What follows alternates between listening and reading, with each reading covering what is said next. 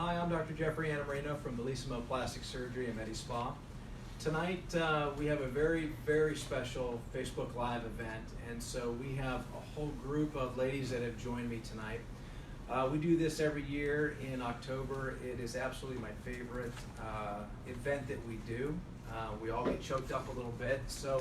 But tonight we want to talk about breast cancer awareness. It's the month of October, and tonight we want to take care of a lot of education. So if anybody that knows our office and our attitude here, it's all about education.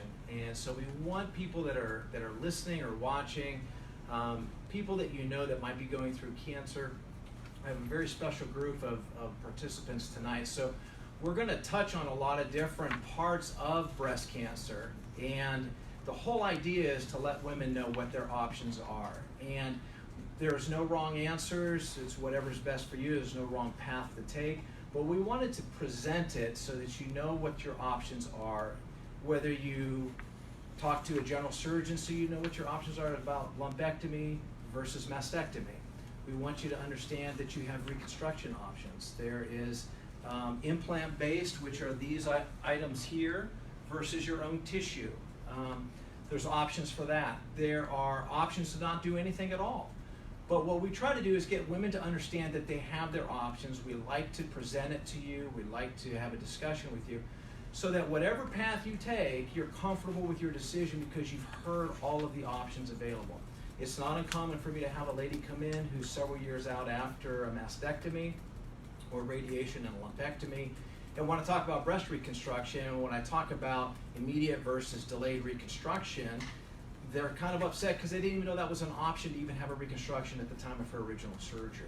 And so we want to get that in the past. We want women to get the information up front, then you can discuss with your family what's best for you. So tonight, we have a whole group of ladies here to talk about it. So on my left-hand side, we have Colleen and Dani. They're from Our Clubhouse, which is a very special organization. They offer a lot of support to families and patients, and so I'm going to have them talk to you first off so you understand that it's not just about breast cancer with them, it's about any cancer and the options that you have for support. I have Tammy to my immediate left. She's gone through breast cancer, reconstruction, and she can kind of relay that to you as well. On my right, I have Dr. Böhm-Vélez, who is the head radiologist over at one of the Weinstein imaging. We just found out that she's also a breast cancer survivor, and we wanted to talk about that. But she was going to talk about mammograms, why it's important, what they look for. If you have any questions about that, please type them in. We'll be happy to answer them because it's an important topic.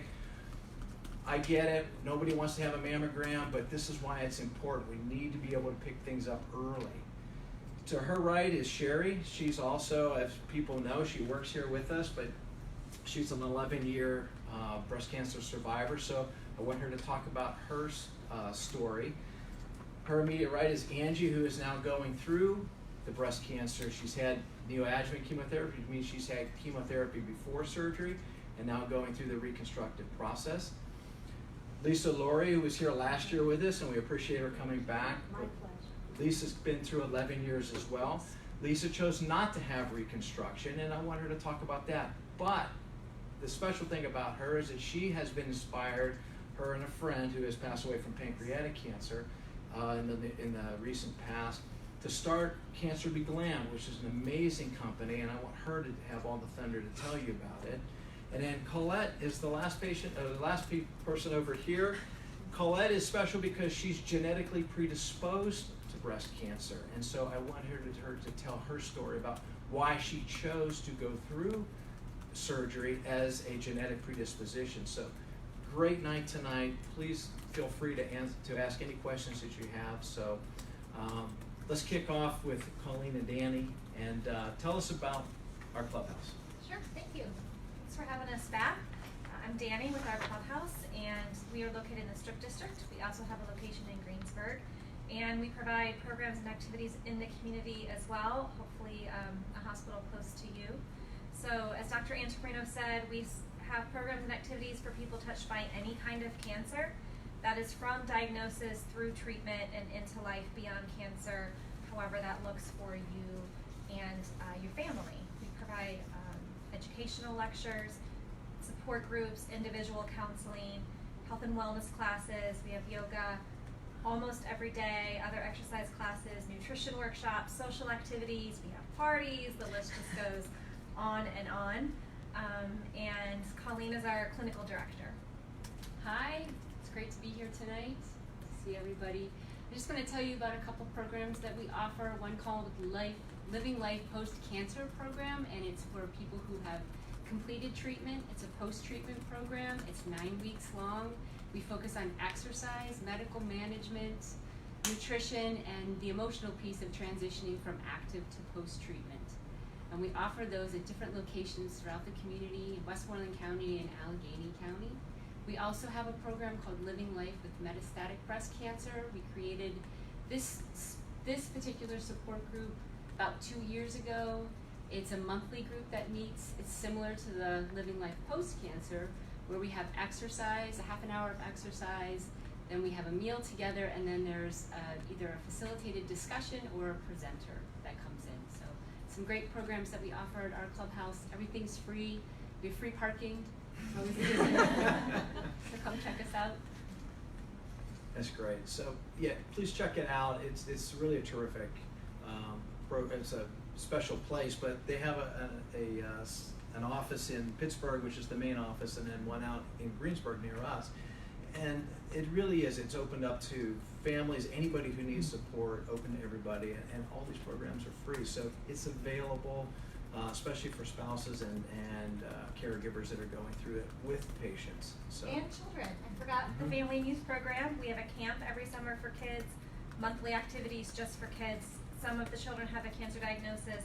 Sometimes it's their loved one that has a cancer diagnosis, but when they come to the clubhouse, they are able to be around other children who understand what it's like to have cancer in the family. That's pretty rare for a child. So we love that they can all come together, be in our space, and support each other. Right. So what we want to do now, I kind of wanted to kick it off after, because you just needed to hear all of that, but I wanted to talk to Dr. Böhm-Vélez because mammograms are probably the single most vital device that picks up breast cancer early. I mean, a lot of women, there's been some time where they were told not to do self-exams, which is always a mistake in my opinion. But again, we want to pick it up early. The smaller the tumor, the more options you have. But I wanted her to kind of touch base on why the mammograms are important. What are you looking for?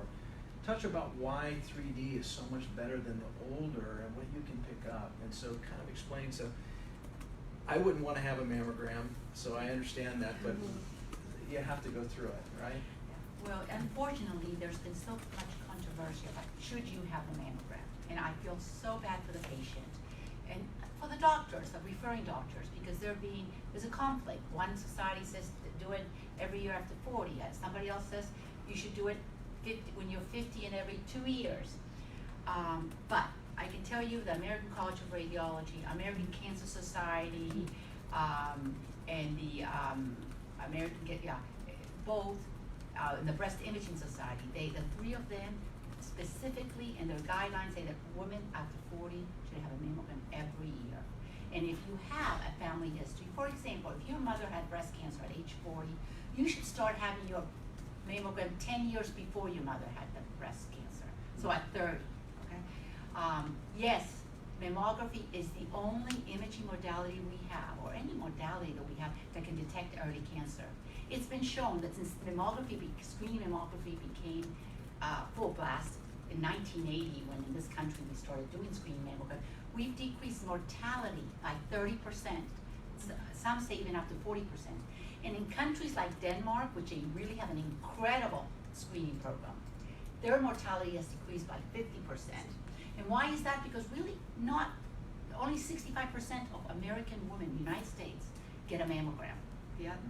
And now, with all this controversy, some of them are even skipping. They go every other year. And I can tell you, the majority of the cancers I find are a patient that skipped a year.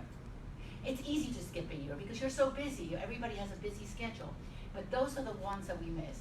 And mammography is the best modality we have, but it is limited. What happens is we found recently that the patients that have dense breasts can mask a cancer because the fibroglandular tissue or the breast tissue is white on a mammogram and a cancer is white.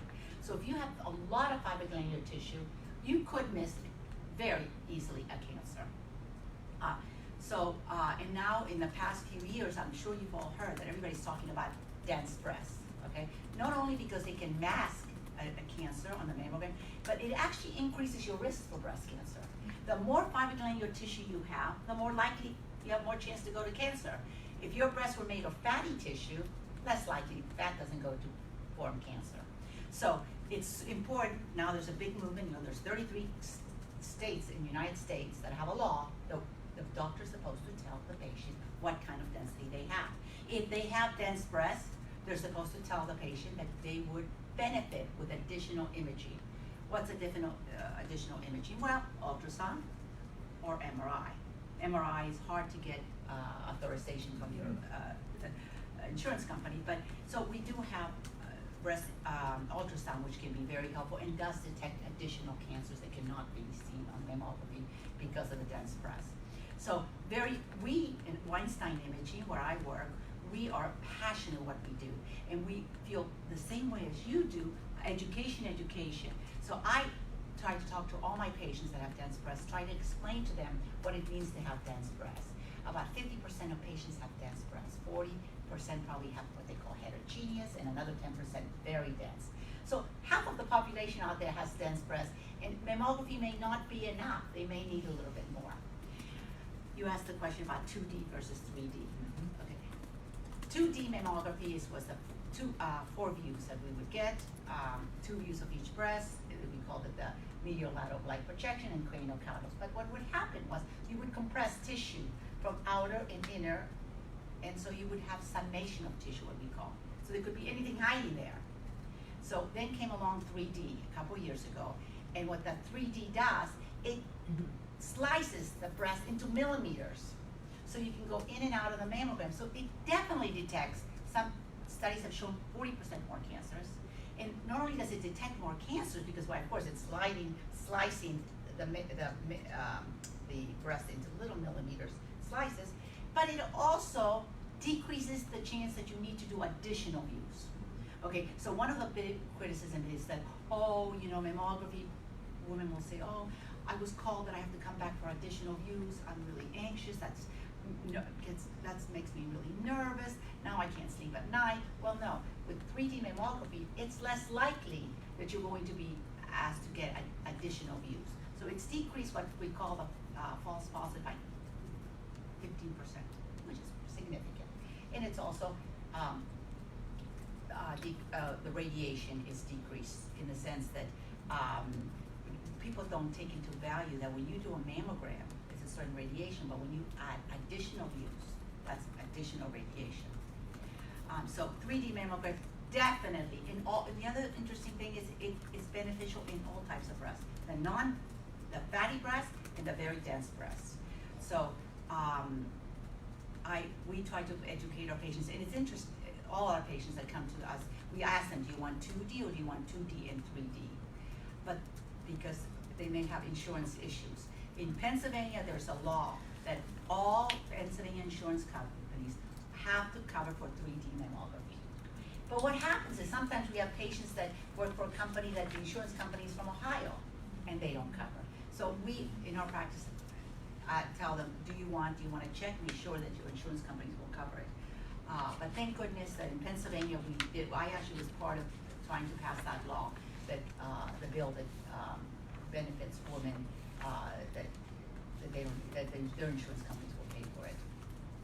Well, it's just kind of crazy that the insurance companies are allowed to sort of dictate medical care, but yes. that's sort of where we're at, and we've been at that level on many different things. So now you have somebody who's paying, deciding how you're going to get screened, and that's just But when you can find it early enough, like you said, there's a 40% decrease in mortality. And the healthcare, the decrease in healthcare costs. Can you imagine if we find a little cancer? Okay, the chances are 98%. It's very high that it's survival. I mean, tiny cancers. If we can diagnose them less than a centimeter, definitely that the patient's going to live. Okay, You find a late cancer by the time it's palpable, that means you feel the patient comes in, feels it, or has symptoms like nipple discharge. First of all, the drugs are the treatment is much more aggressive. The cost is much more. The pain that the patient's the suffering the patient's going to is much more. The cost for healthcare increases the later you find the breast cancer. I don't know if the insurance companies, they all care about the acuteness. They don't care about long term.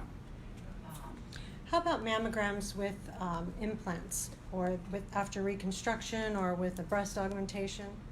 Well, what we do when the patient has implants, we displace the implants. So we do views with the implant and then with the displacement implants.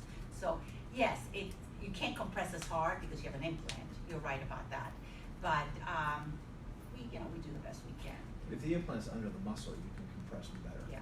And I have colleagues that will argue it differently, but I've always been told that with the implant above the muscle, that the implant can obscure some of that breast tissue being seen. Yes. So for me and anybody that knows me, it's always a sort of a non-negotiable. I always have them behind the muscle so that the breast tissue can absolutely be pulled forward. Because you don't want to do something from an aesthetic standpoint to obscure somebody from being seen. 1 in 8 women develop breast cancer regardless of their family history. So why take a chance, And so, Sherry was definitely the benefit of having a mammography, because that's how you were found, right? Absolutely. So, kind of tell how you kind of go through what, how it was found, a mammogram. Well, actually, I had a lump probably a year before they did anything about it, and I didn't feel it growing until actually when it was close to going my mammogram again, and I felt it was larger, and then they did a biopsy, and of course found out it was cancer, and then. But as you said, have the options. When you go to your surgeon and they lay out all these options, it's actually, it's a blessing, because when I heard reconstruction and they explained it to me, and then the doctor said, okay, we're gonna leave you and your husband to talk about it. I said, no, you don't even have to leave. That is what I want to do. And so having options is such a benefit, and you understand that. And ironically, when Dr. Angelina did my surgery 11 years ago, Angie, made me cry, was my nurse. Yeah, and she got me through a lot.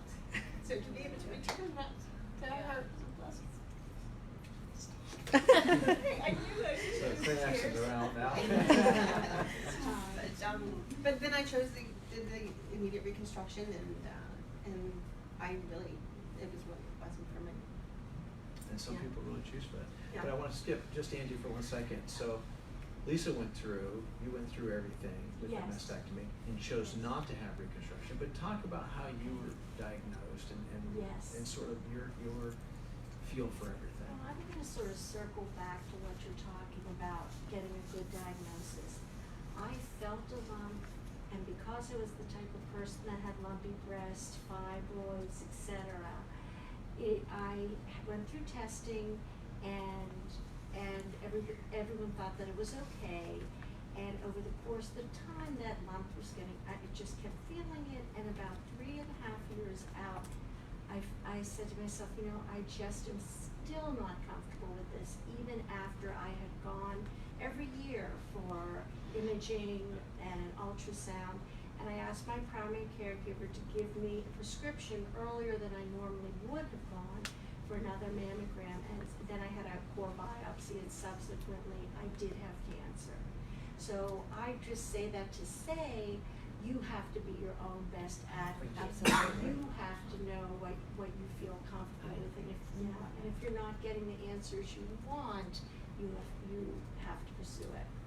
So for me, what happened was, when I finally got the diagnosis that I had cancer, I had 2 weeks from the date of surgery, 2 weeks from the diagnosis to the date of surgery, and because I saw different plastic surgeons, I learned about as many options as I could, but I stayed up all night one night. I thought, how am I going to decide? The options were overwhelming. So I decided that, when I found out that I could go back and have reconstructive surgery at a different time at a later date. I had young children at the time, and I decided that I would concentrate on getting through the initial surgery. I had a double mastectomy, and then I would go back and have reconstruction. And that was 10 years ago.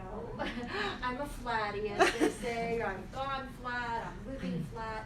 But the option to you know, I kept feeling like I would go back, but then I realized over time that I had managed to find ways to continue to dress well and look well, and I just over time got used to being flat, and it's become much more acceptable as a recovery option, and I think that's important too. I think it's important to know all your options, obviously, and each one is right for each person. Right. Nobody can tell you Right. what Right, you should or shouldn't and do. you're absolutely right, because there are options later on, and in a delayed fashion, so that means that the mastectomies are done, and like in your case, and you would let everything heal and then come back and do a reconstruction. You just may not have as many options. But I see. again, at least you went through and somebody spoke to you about Yes, they it did. first, and that was Yes. your decision. I think we, Yes. as adults, will make better decisions and be happier with our decisions Yes. when everything's been sort of laid out in front of us Right. and we've made that decision for ourselves. It's always, I used to hear all the time, my doctor said I couldn't have reconstruction for 5 years. I'm like, what is that based on? It's based Yes. on their bias. It's not based on what's best for you. So, and that's fine, because there's a big movement now where ladies are okay, and like you Yes. said, it's sort of being more accepted now, and I always find that to be kind of crazy, because what difference does it make what everybody else thinks? It's whatever's best for you. Sure. Society shouldn't have any bearing on whether you do reconstruction or not. It should be what's best for you, ladies, Right, exactly. and where you are in your lifetime, you know, Exactly. because Exactly. cancer's different now. When I was going through general surgery training in the 90s, most of the ladies were, I mean, if you were sort of in your early 50s, you were younger. It was mostly late 50s, 60s. And now we have ladies that are, Yes. you know, childbearing, Yeah. you know, in their late 20s, 30s, and 40s are like some of the most common. And so they have kids, they have jobs, they don't have time to do some of the older reconstructions. Mhm. So that flat base will remove tissue around, but they spend 4 or 5 days in the hospital, 6 weeks of downtime.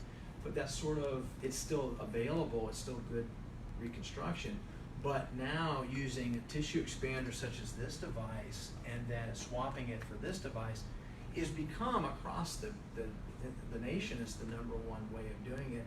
And it is good aesthetic results, but it gets those ladies out of the hospital in a day or two. It gets them home with their families. It gets them back to basics, you know, where they can get back to work and take care of their families. So you know, those options have always changed as well. So you're right. There's nothing wrong with it, and we're going to get back to, you know, some of the clothing options you have, because you got to see that. I mean, there's some terrific things. It's well thought out, and Yes. you know, and But I'm but very grateful that you are discussing this and that you do this each year, because having a plastic surgeon, I think that's critical, that will sit down with you and explain all your options is so important. So right. it's and terrific you share well, the that. key thing that you have to know as patients or potential patients is that whatever we do as a plastic surgeon does not interfere with the oncology. So, you know, the breast surgeon, the radiation doctors, the chemotherapy doctors, they're all there to extend your life. That's what their job is.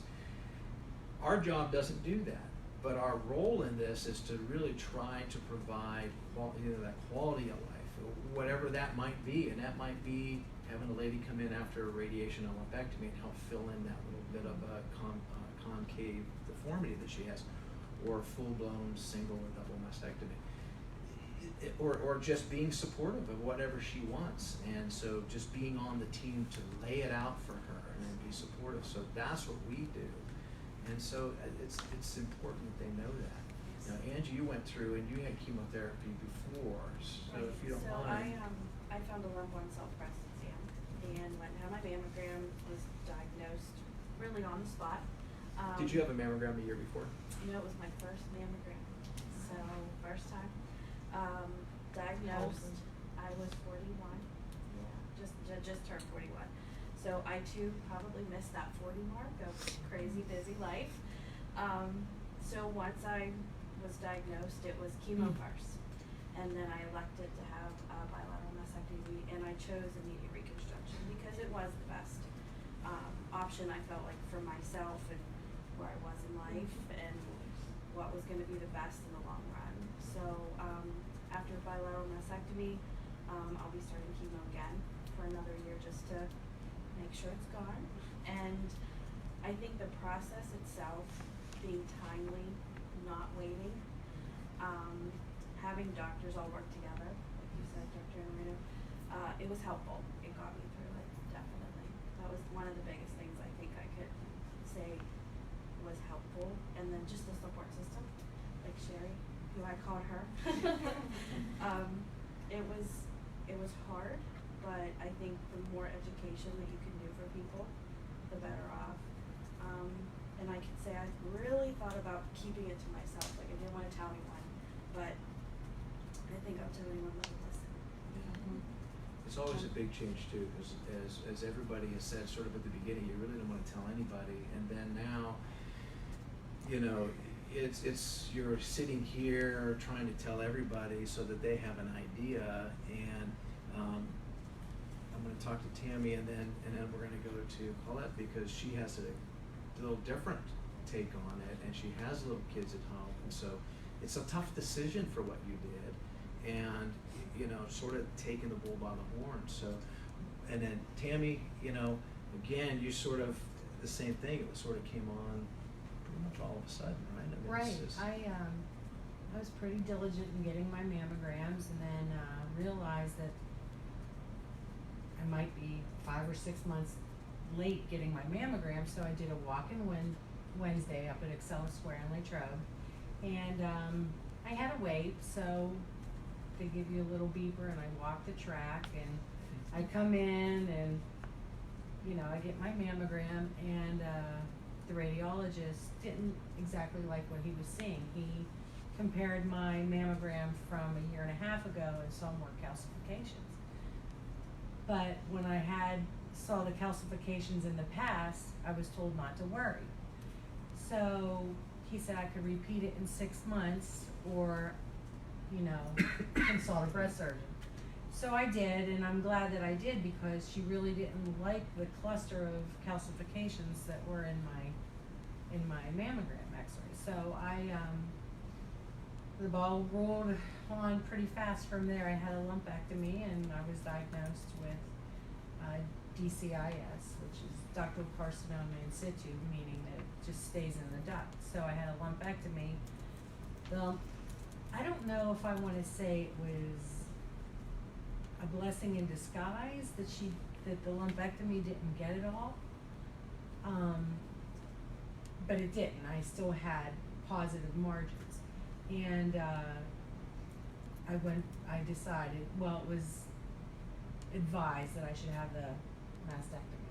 So I'm glad that I did that, because I think the stress of possible treatment, the radiation and the tamoxifen or whatever, you know, I would be recommended to take, just didn't sit well with me for various reasons. So when I had the mastectomy, everything was clear, and I did not have to receive any further treatment. And so, you know, I had it in June, so it's been about 5 months now. And I'm glad that I went through the reconstruction process right away, because I just want to get everything done and over with. I'm like, take the bull by the horns kind of thing. I don't want to wait. I'm an anxiety sufferer, so I didn't want to have that looming, you know. So I gotta say though, the expander was not my friend. I did not like the expander. nobody does. I have to say though, anybody that's considering a reconstruction, the expander is in, and it's filled up to a point where when you do get up enough nerve to look at yourself in the mirror, which I did, I had a breast, a smaller breast. I was larger, you know, breasted woman, and thankfully my breast surgeon was able to do a nipple graft. It was removed, and then and it took. So I was it was still covered up, but I knew it was there and I was kind of relieved. But then towards the end, getting this expanded, I kept it in a little bit longer and he'd come with the needle. I'm like, oh. But it wasn't so bad. The whole process for me really wasn't so bad. And there was a lot going on in my life at the time. So I was more or less, as I was telling you earlier, I was more or less distracted through the whole process, to the point where I spoke to my husband on the way here. I'm like, when did I have all these surgeries? I couldn't really remember, but Yeah, it gets into that gray area. Right. That's the way we like it, just like you were Just- saying, from the time you get the diagnosis to the time you get the surgery, we want it to be quick. Because by the time the dust settles, we want it to be over and anything, and you don't have to worry about it anymore. But, Right. you know, and it really is like that. And, you know, when you go through and put in something like a tissue expander, the one thing that I was gonna show is, there's been a lot of press about the textured implants, and now all of even the tissue expanders are smooth too. And again, for anybody who's worried about it, it's not the implant, it's not the silicone that's the problem that was causing or had an association with this large cell lymphoma. It was the chemical that textured the implants. But in this case, I use a lot of Allergan products, and Allergan we thank them because they help sponsor this tonight. But they're a terrific company, and they make great implants and great tissue expanders. But yes, the tissue expander is rigid. It isn't your friend, but Can you? if But But it is. But it is. it does. It Yeah. does what we need it to do. It builds that mound, and what we try to do is give that woman who goes to sleep with both breasts, when she wakes up, she has, you know, two mounds. That's so true. When you wake up and you actually see something there, Right. it's not, yeah. Can you that briefly is- explain what you're talking about with the expander? So that goes So- in as so a. this is a, you know, it's basically a silicone shell, and right now there's air in it, but you actually put saline in it, and this is the port where you can actually put a needle through and just expand it. You can do that here in the office. It's under the muscle, and that's under the skin. There's no breast tissue, so all of the breast mound is shaped because of this expander. It is a little bit more rigid. That's why it's a little bit uncomfortable, because you're expanding that tissue up. The other nice thing is that a lot of women don't realize is that there are so many options for mastectomies now. There isn't the old-fashioned, you know, the big long scar anymore. It's, you know, you can do a skin sparing, you can do a nipple sparing. In Tammy's case, I actually took the nipple off. We did almost like a breast reduction format, and then I put the nipple back on. So there's different ways that we can tackle it for the aesthetics outcome. And you can see some ladies, when they wake up, they almost look exactly like they did when they went to sleep. No one will ever know, because you can go to work, you're wearing the same clothing, and so you really can be as secretive about it and as private about it as you want. But this expander goes in as a temporary device. It'd stay in for a very long time, depending upon whether you need radiation or not. I had one lady that was just sort of lost to follow-up because life got in the way and she had kids, and so it was actually in for about 3 years before she came back to get the silicone implant in. Now this is a lot, for lack of a better medical term, a lot squishier than this, and this feels more like breast tissue than this does. But you know, there just gives you so many more options about what you can go through and how you want to be reconstructed. So you're we can- filling it with. Filling it with saline, and we fill it to a point where either it's matching the size of the other breast, or if you do both sides, you know, the size that the woman feels comfortable being. And so in some cases it's a little bit larger or a little bit smaller than what she had going in. We chose to be a little bit smaller here. Some women choose to be a little bit larger. But so you sort of have this kind of a lousy silver lining to having breast cancer, where you could sort of get to choose a little bit afterwards. But you know, there's just a lot of options. And so we can basically, at the second stage, so you do the first stage of at the time of the mastectomy, or in a delayed situation, put in a tissue expander. And then some months later, or even a year later, we can go back through a small incision, take this device out, and actually put in a silicone gel implant, and then work on the other breast for symmetry. And so Colette went through that, and again, Colette had a bad family history of breast cancer. And I mean, it's just like every woman in your Every woman in my family had breast cancer. my cousins, great grandparents, and Yeah. And so now you are genetically predisposed and your children are young. So you kind of had to make the decision, because you're a young lady, you know, the chances of you getting it were almost 90%. I mean, you were going to get breast cancer at some point. So you kind of chose your path. Go ahead and just, I mean, you wrestled with it. We talked about it a lot. Yeah, I did. Touched on a lot of what these women have said tonight and the doctor. My mom, thank goodness, was proactive. She was a nurse. And as you mentioned, mammograms aren't typically done before age 40. My mom found her own lump at 38. And I remember being 8 years old. I had no idea what she was going through. She was a single mom. I don't know how she did it with me, but she did. So she went through the chemo and everything. And then many years later, I think she was 55, and she got her genetic testing done, and the results were inconclusive. So then 3 years later, she got a call from some lab in Colorado, found out her genetic marker.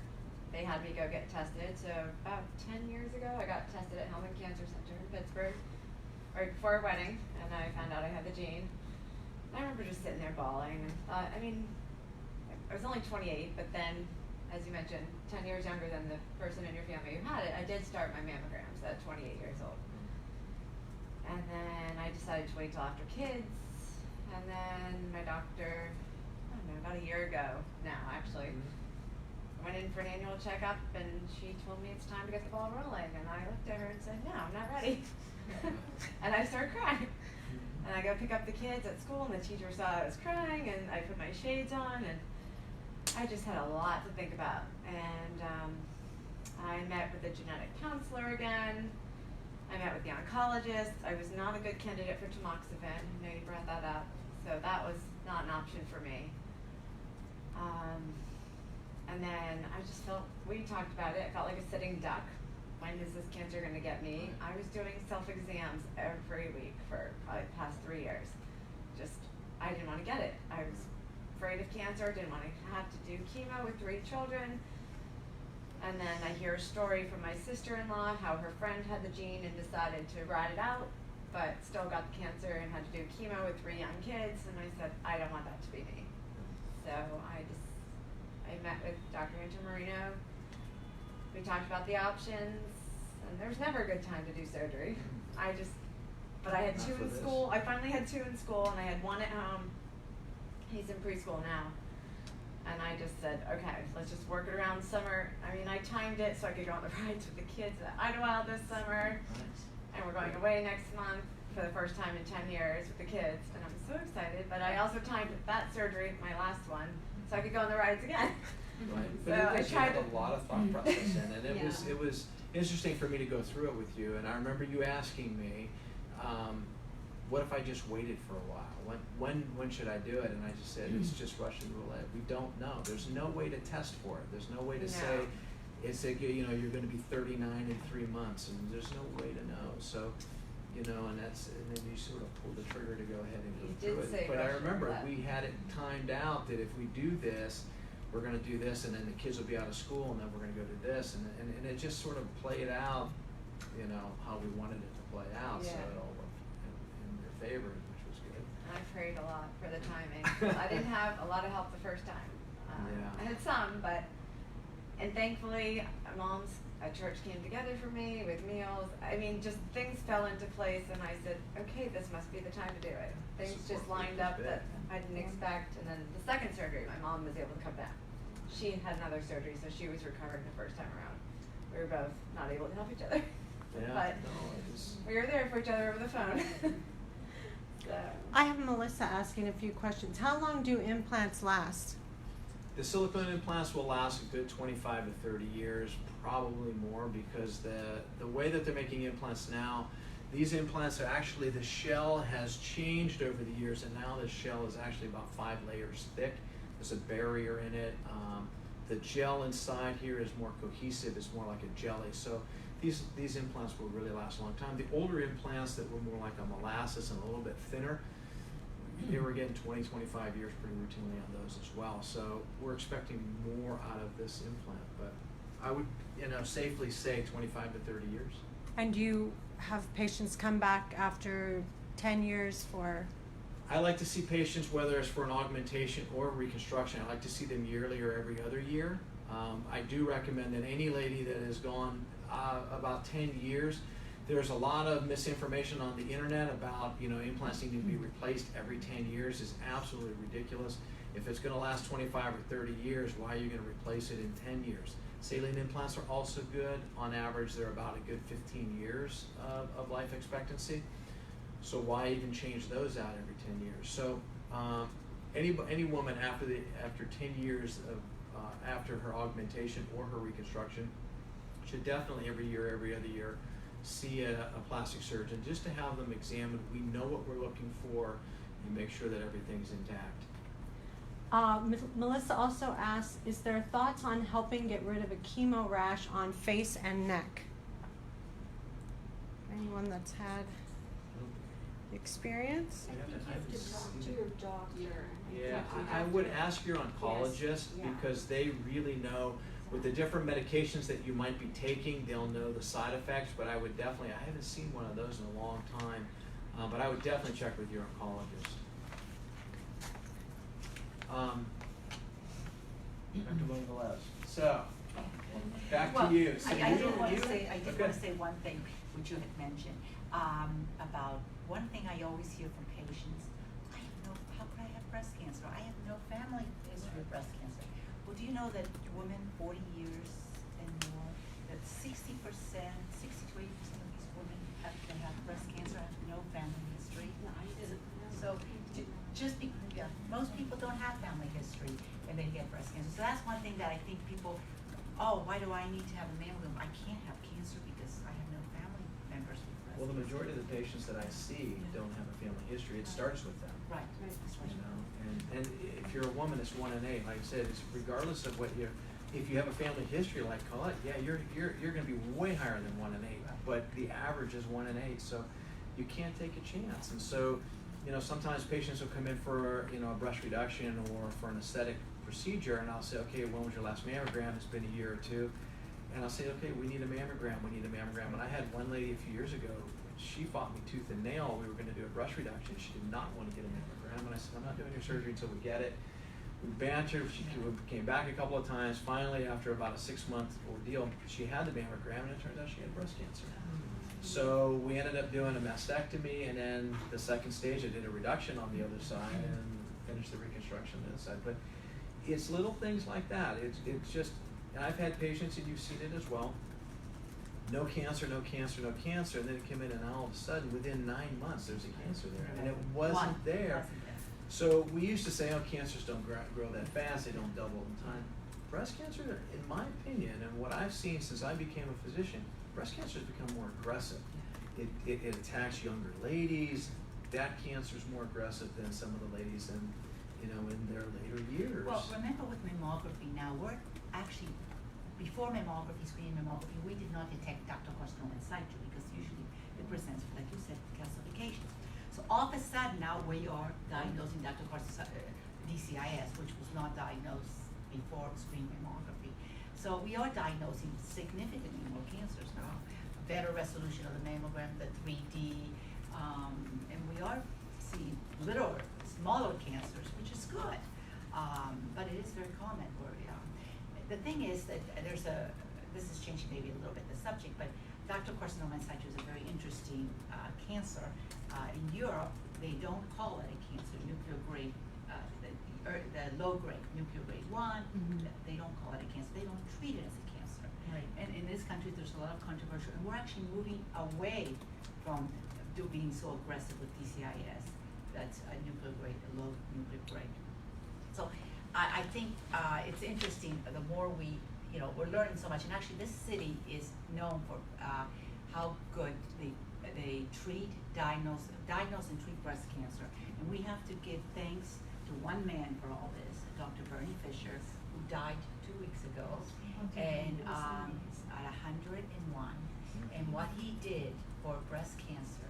The other day I was at a meeting and somebody said, he saved so many women's breasts, and he did. He was an incredible, he fought against the Halsted procedure, which was a procedure that for 75 years, women used to get this procedure, which was brutal. They removed the breast Deformity. and the pectoral muscle, which caused edema and all this. He came along and said, no, this is too much, this is not the way. And he proved it. I mean, he did this long-term study to show that lumpectomy plus radiation is the same outcome as mastectomy. So he really revolutionized the way we think of breast cancer. So we owe him an enormous amount. And I think since him, I'm noticing that we're getting less aggressive with surgery, with breast cancer. So hopefully, you know, with the help of the plastic surgeon, we're not going to be such aggressive surgeries. Yeah. Right, there's no reason that you have to come in and sort of just really deform and mutilate tissue, and you know, thank God when I started in general surgery, we had already moved past that in California. We were sort of at the forefront, so we were using shorter scars. We were working with the plastic surgeons really for reconstruction options, but not sacrificing any of the oncologic incisions. So you could do a lot of things, and so that's really where I learned how to do skin sparing, nipple sparing, and this was back in the late 90s, you know, and then sort of just bringing it out here, you know, it finally was really hit, and a lot of surgeons are really into that now and very good at it. And so there's one of the surgeons I work with over at Excel, and she's terrific at it. She's really done a lot of tremendous work to forward this, and I think a lot of ladies have really benefited from her expertise, and really her hands are tremendous. So Dr. Goldstein is for me has been such a breath of fresh air, because it's I get to work with somebody who's really not uncomfortable working through smaller incisions, because making sure we get everything out from a cancer standpoint, but also thinking of the woman post mastectomy or lumpectomy. What are we going to do to, again, not deform this lady? Because, you know, in the old days, it used to be, when I was in California, we had a gentleman who was at the City of Hope, which is a big national cancer, and his idea was, it's a cancer, so you leave a big hole. And that was the same thing sort of Halstead had back in the day, was just, you just take everything in its path, and that's really not the way. We don't have to be that way. I think you need to jump on and be aggressive. As I tell ladies, this is your body, but it's not your friend. And so you have to be aggressive. And if you're sitting back thinking, it's not like you're in a negotiation, you know, you're going to lose that battle, because it's not going to be nice to you. So attack it, whether it's chemo or radiation or combination with surgery or type of surgery. You got to go after it. You got to attack it and get rid of it, and you don't have to deal with it anymore. You know, that's what we want. No, and nowadays it's amazing the new things that are out there. Genomics, the study of the breast tissue. They can do genetics on the breast tissue. They can determine if your cancer will respond to chemotherapy, if it will respond to tamoxifen-induced neoadjuvant therapy, and if you should take these tamoxifen and Arimidex drugs for 5 years or 10 years. So, you know, they have this test called MammaPrint and Oncotype, which is incredible, the way with genetics, what we've done. Right. You know, we've gone such a long way. It's, you know, it's wonderful. I mean, we've really gone a long way with treatment. Well, diagnosis, well, of course, I think, but also with treatment. And so the patients have a lot more options, would make it more confusing too. But that's what your team of doctors should help you manage through, because of, again, not just, you know, you have X type of breast cancer, therefore this is your treatment. This is in your lifestyle and your age and lifestyle and this person, you know, what's best for you and this style. But I told you, before I moved here, I did a lot of breast reconstruction in California, and there was an oncologist that I just loved. And I remember sitting in a tumor board next to him one time, and he said, you know what, I'm going to tell you, Jeff, in 10 years, we're not going to have so much lobular and ductal and inflammatory stuff. It's all going to be biochemical markers and genetics. And that's exactly where we're at now. Every Tuesday morning, I'm driving in, and I'm part of the tumor board that goes on at Excella. And they have the oncologist, the radiation oncologist, the general surgeons, the primary care docs, you know, and I'm listening in, and we're talking about different things. The stuff that they're talking about is so different than what it was since I've been here the last 12 years. And so, you know, all these markers and everything else, and how they're going to treat each patient differently. It's tremendous where we've come. A long way. Ella's giving me a signal here. I want to ask the ladies, how can people best support their family and friends who are going through breast cancer or who have been diagnosed? each of you, could you share a thought? So what made the biggest difference for them, for their family? I mean, How can what did people their family- best support them or someone they know? I think so, what's so important is even if you just sit there and just listen to what they have to say, how do they feel? Don't even say, just be there to put, shake your head, and, because a lot of times you don't know what to say, and you don't wanna say the wrong thing, and you think you're saying the right thing, that person's like, oh my God, if somebody tells me that one more time, I'm gonna choke them, because you think it's the right thing, but, we're not taking it that way, because we're not seeing it that way, that it's meant that way. And this is sometimes just to sit there and just hear what they have to say, how do they feel? I feel the same way. I work at our church, and a lot of the women knew because they come in, and they said, "Where have you been? Where have you been?" I'm like, "Oh," and they, "Oh no, you're too young for that." I'm like, "Not really," So, just talking to them, knowing that they were praying for me, but my family in general, there's a lot of cancer on my mom's side of the family, a lot of gastric, a lot of breast cancer now in this generation, and excuse me. So we all kind of share that, and we talk about it, and my husband especially, and it just let me cry when I wasn't feeling well or just really exhausted at the end of the day, and just let me be me, Bringing up your husband, I'm sure that having your partner be a part of this journey and not know how, Dr. Antamorino and I discussed this quite a bit about the caregiver and who's involved through your journey, and how do you address them and make sure that they're able to communicate their fears and their concerns. I was gonna wait till the end, but since you brought it up, I think it's hard. I think the biggest downfall for guys is that it's hard for us just to sit and listen and not say a word. Right, you wanna You take wanna, up and make it right. you have somebody, just with your wife and she's crying. It's hard to sit back and just say, okay, I'm not sure what I'm gonna do here. But I do want to say this: if there's any guys that are out there listening, because I address out every husband or significant other that comes in with the lady, is that it affects them too. And I think that we forget as a group, we forget as the medical side of this, that there may be, a husband or a significant other attached to this process, and all the attention, which is the good thing, is taken to the lady who's dealing with breast cancer. I think it's very difficult for the guy, and it didn't occur to me for the longest time until a gentleman brought it up to me it was probably about 6, 7, 8 years ago. He was a husband, and we were doing all this stuff for his wife, and he was struggling. And nobody ever paid him any attention, because guys will just internalize it, or we just sort of lump through it. But he told me one time, and he said, I just feel completely lost. I'm out of the loop. I know nothing that's going on. It's my wife that's being attacked by this, and there's nothing I can do. I'm completely inept. You guys are all taking care of her. You're all doing all this stuff. Here's the person I'm supposed to protect, and I'm not even part of the conversation.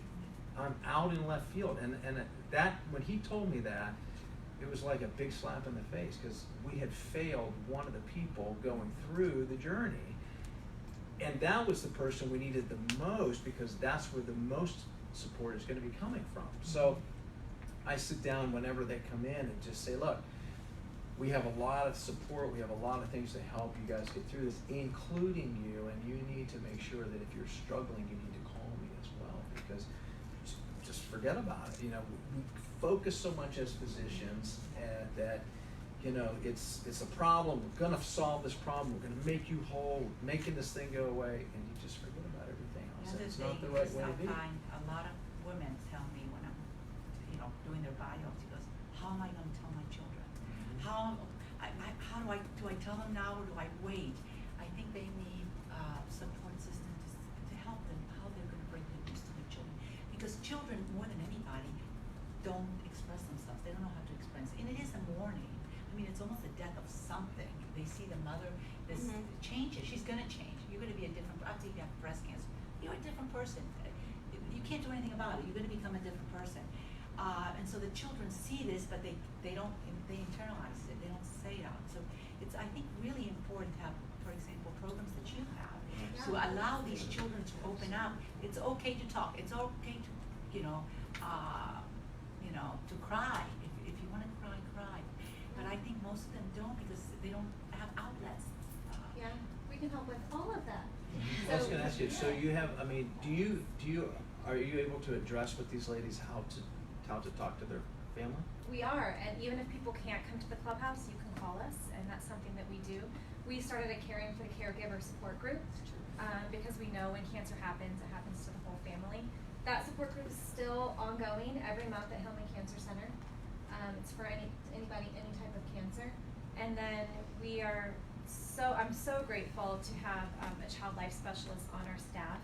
So she's a clinician. Her training education background is working with children through medical issues.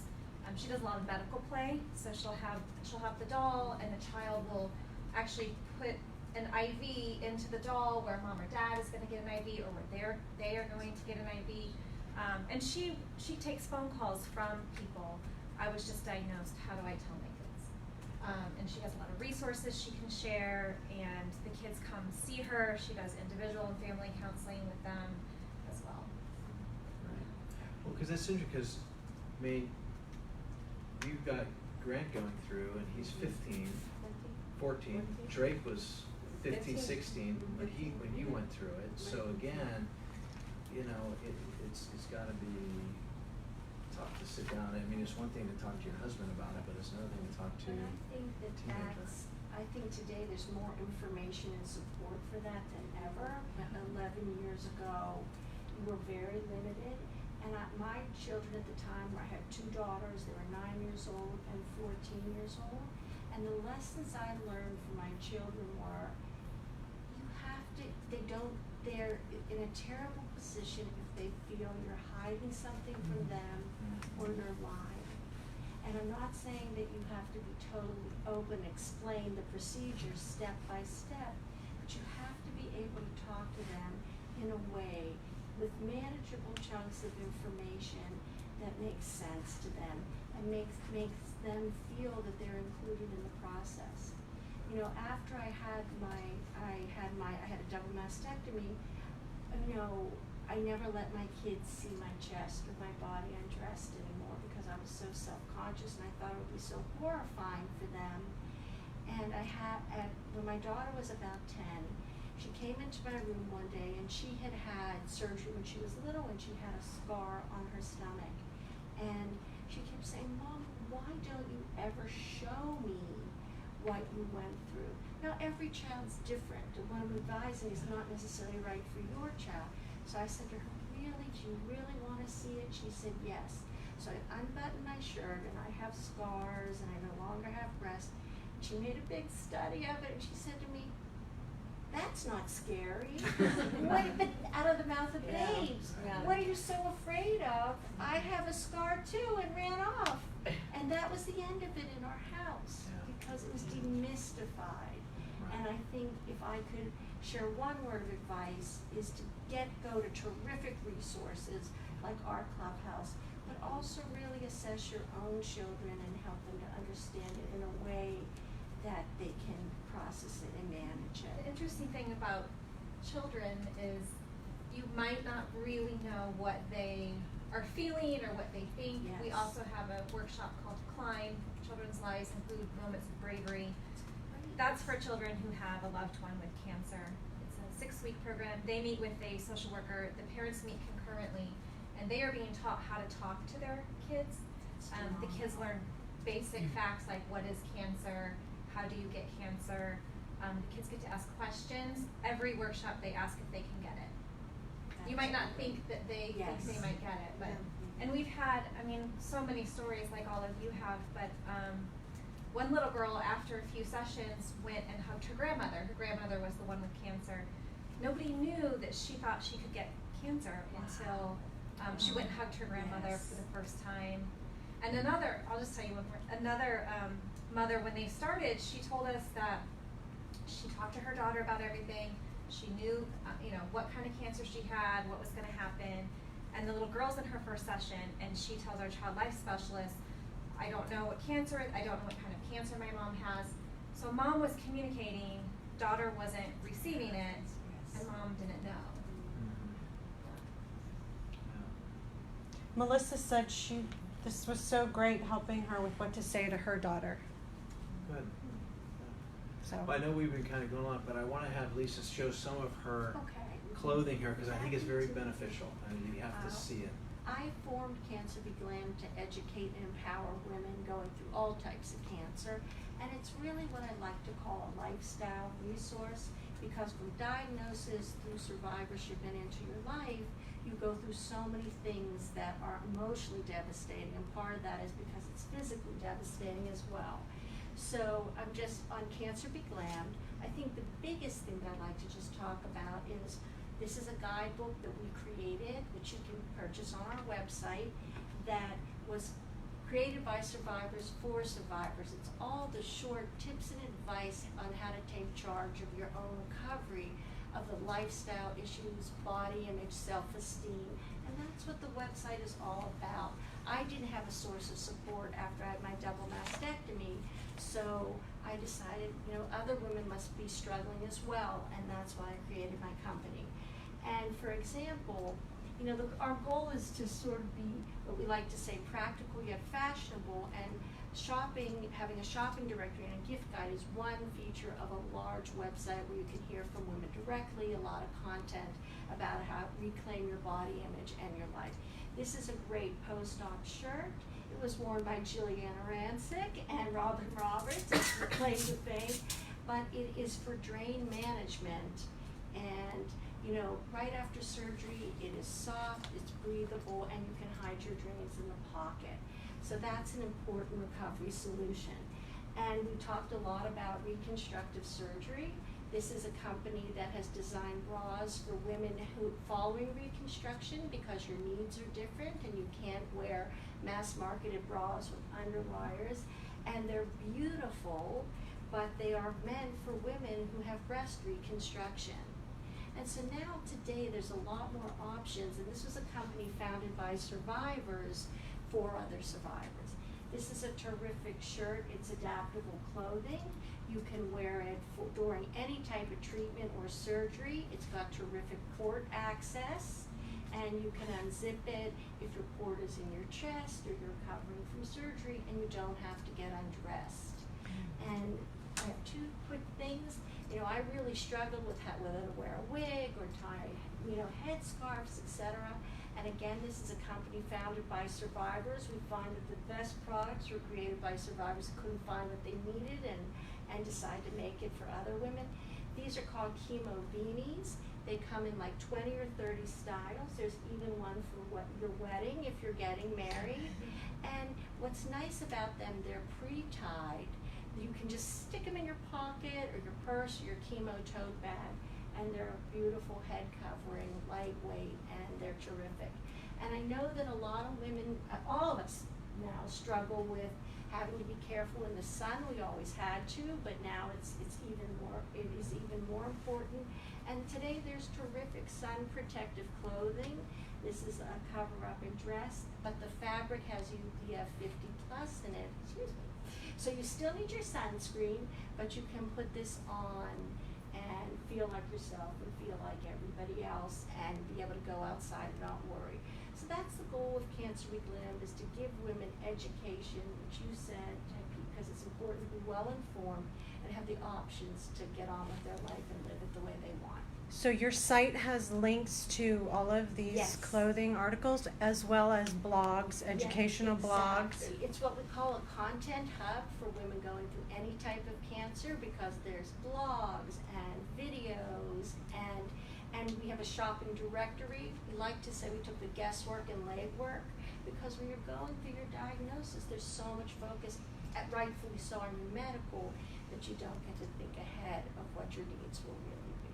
So that's cancerbeglammed.com. I have a little commercial for it, but it's a terrific website for women with all types of cancer. Is there anything any of you women would like to share, thoughts, your question earlier about the one thing you can do to support people. You know, when a cancer diagnosis is received, the kids still have to go to soccer and to school, and people still need to make dinner, and you know, everyone's lives, like you said earlier, are already busy. When you get a cancer diagnosis, that doesn't stop. And so for them to find Cancer Be Glammed, to find free resources like Our Clubhouse, sometimes it's another burden that they just can't handle at that time. So if you have a friend or family member that has a diagnosis or had a diagnosis and may be struggling a little bit, I think one thing you can do is just pick them up and bring them to the clubhouse, or go to their house and bring up Lisa's website and just do it for them, so it's not one more thing they have to do. I'd like to just add something on top of that. I think, and I don't know if the women here experience this as well, when your treatment ends, people feel like your cancer is over. Right. Yeah. And I think, and so women who've had all this support while they were going through treatment find themselves alone, and it's usually after. I knew for me, I crashed emotionally once I got through it, and that's when I really needed support, because I could put one foot in front of the other and do what I had to do. So I think it's important for friends and family to know that, you know, it doesn't end when treatment ends, and people still need support and services and love. That's a great point. Colette, do you have to continue mammograms every year? Is that where you're As at? far as I know, yes. So I know, I was glad that you talked about going behind the muscle, because I wasn't sure if I could do mammograms or if I could do MRIs with Well, that's a great question. So we have a patient, I'm newer at this twilight now. mastectomy, That's part of it. with implant reconstruction. There's really no breast tissue there. So Usually they recommend clinical examination followed by your surgeon. Okay. I can tell you, I know somebody who's a breast imager who has breast cancer, not me, but somebody, and she's going to have MRIs every year. So MRIs are safe with that? Well, I'm sorry? MRIs are safe for oh yeah, pregnancy? no, they're perfect. Yeah. The thing is that, I mean, cost effective, is it really? I mean, they say that really a physical exam is enough. But remember, when they do a mastectomy, there's a percentage of cancer. I mean, of breast tissue that cannot be removed. Right. About 10% of breast tissue remains. It just can't be removed. So, you always worry. Even you worry if you've had cancer. You worry about everything. You always worry: is it going to come back? Am I going to get a new cancer? Because you have increased risk of getting cancer again if you've had cancer once, because your risk increases. In addition, could it be a recurrent cancer? So, you're never again the same. True. You become you worry about everything. But in your case, they say that the only thing you really need is physical exam once a year to see your surgeon. I don't know. If it was me, What about? I probably would do a baseline MRI. Okay. That's not the guidelines. I just want to tell you the guidelines are just physical exam. But I probably, if it was me, I would do a baseline MRI just to see what everything looks like after. Wait about 6 months after you've had the surgery, get a baseline MRI, and then discuss it with your surgeon if you want to have an MRI, maybe every year or every 2 years. Yeah. But there's not data there that says, out there, published, that says that it's beneficial to get a breast MRI in your situation. What about thermal imaging? No. No. I've heard mixed reviews. Yes. Yeah. I know the other day that Disney World, whatever happened, Disney World, or there was a woman who went through some. I've heard that too. No, that is misleading, and it's never shown that it will detect breast cancer. Yes. Okay. What Don't about spend your women money. who are flat? I'm sorry? What about women who are flat? Yeah, I think the same thing. Most of that is a clinical diagnosis, and so that's why I'm adamant about seeing patients back yearly, every other year. I have found recurrences in ladies, that have come back, and just that I see them often enough that you've got to look at it. And again, it's the same thing with the implants. But it usually, if it's going to recur, it's mostly in a local situation or on the skin, and so it's more obvious. So if you have it, it's much more obvious, and you can see it. But you brought up a great point.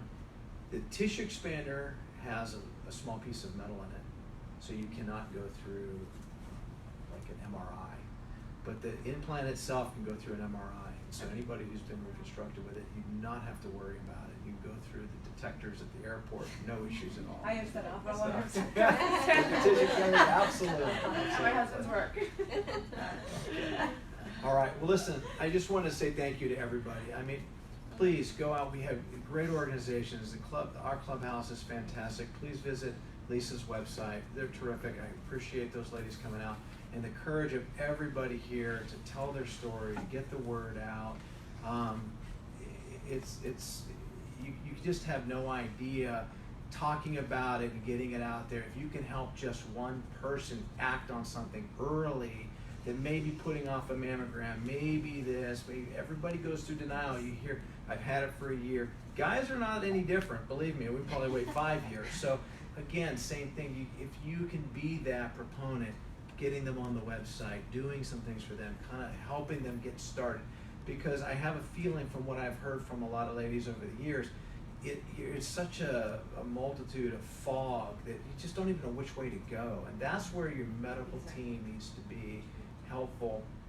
And so the last thing I would just want to say is that everybody in your medical team you need to be comfortable with. And if there's somebody on the medical team that you're not comfortable with, you know, there are other oncologists, there are other plastic surgeons, there's other breast surgeons. You need to be able to express yourself, talk about your fears, talk about your problems, and so you should feel comfortable talking about it with any of your team. And the team really works together more now. It's great because, again, we really work well with the oncologists and the surgeons and the plastic surgeons. We work as a team now, and that's the way it is, because the lady with breast cancer needs to be the focal point of all of that.